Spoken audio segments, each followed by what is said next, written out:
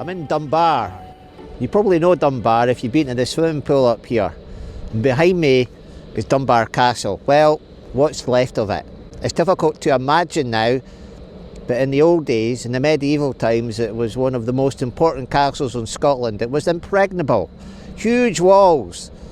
It's now just a ruin. Those ruins have got lots of stories. And one of them is about a woman called Black Agnes. She was called Black Agnes because she had jet black hair. Her name was Lady Agnes Randolph. And she was looking after the castle in 1338 because her husband was away. Now, if you know anything about Scottish history, this was a difficult time because we had war with the English. Well, one day she was sitting in the castle and one of her servants came up to her and said, my lady, there's soldiers outside, and they've got the English banner. Well, she came to the battlements of the castle and looked down, and there was a man called Sir William Montague. He was the leader of the English force. And then he looked up and he saw a woman in charge of the castle. He thought to himself, this is going to be easy. So he started to flatter her. He started to say that she looked awfully bonny and that maybe she could think about marrying him.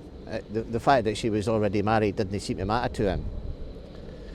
Well, she wasn't taking any of this in, and she said, go away. I want the castle, he said. Open the gates. He thought that just because she was a woman, that somehow she would just give in. What he didn't know is that women can be just as brave, if not braver, than men. And to prove that, instead of giving in, she threw a glove at him. She threw a glove at him. Well, in those days, if you threw a glove at someone, it was called throwing down a gauntlet. It meant she was going to fight. Very well, said Sir William. If you want a fight it will be, but surely it would be better for you to give up. No. And what she said to him has been written down. Of Scotland's king a haud my hoose, he pays me meat and fee, and I will keep my good old hoose, while my hoose will keep me. Then she stood with her arms folded in defiance, waiting to see what Sir William and his force would do. Well, the first thing he did was bring up his mangonels. What are they? Well, this was before the time of cannons. So a mangonel was like a great big giant catapult that threw rocks. And the mangonels started to hurl huge rocks at the walls of the castle, crashing on the side of them, smashing with a great force. But the castle walls had been restored and the castle walls were very solid. Still, it was terrifying. Black Agnes and her men and her servants were cowering down, making sure that they were safe as these great rocks crashed onto the battlements. Well, after the bombardment had stopped, Sir William hoped that now Black Agnes would be afraid. Well, she stood up. She had a look at the battlements.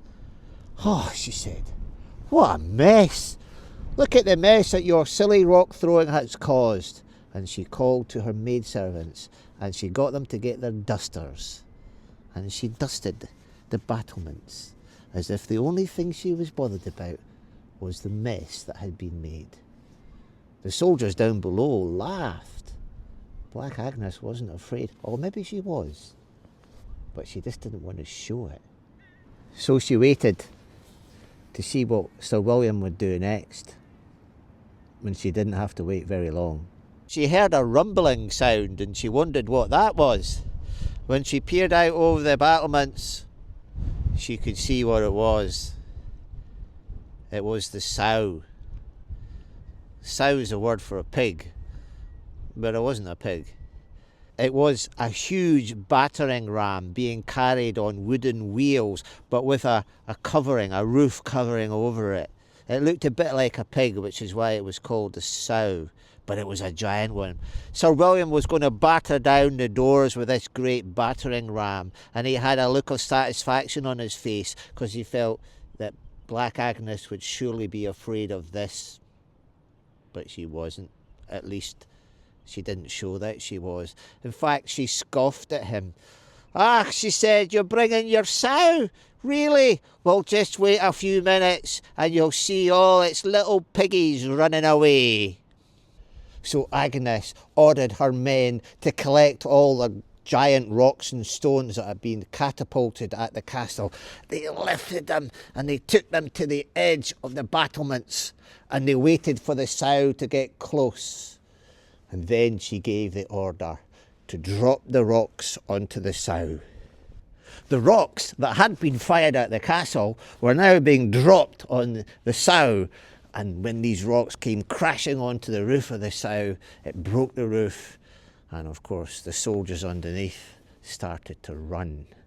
It was at that moment Agnes ordered the boiling hot oil to be poured onto the soldiers running away. And in that moment, Agnes sat back and laughed. "Aha," she said to Sir William, "there's your wee piggies running away, just as I tell you they would."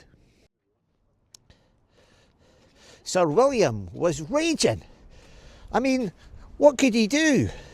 So he decided, well, if he can't storm the walls or batter down the door, he will besiege the castle. The occupants will starve to death. But all the local people, they were able to bring food to the castle. And Black Agnes even came to the battlements, waving fresh bread, teasing and mocking Sir William and his men. How long did she hold out with her men and her maids? 5 months. 5 months they held out. Then a friend of Agnes called Alexander brought 40 men into the castle via an entrance from the sea.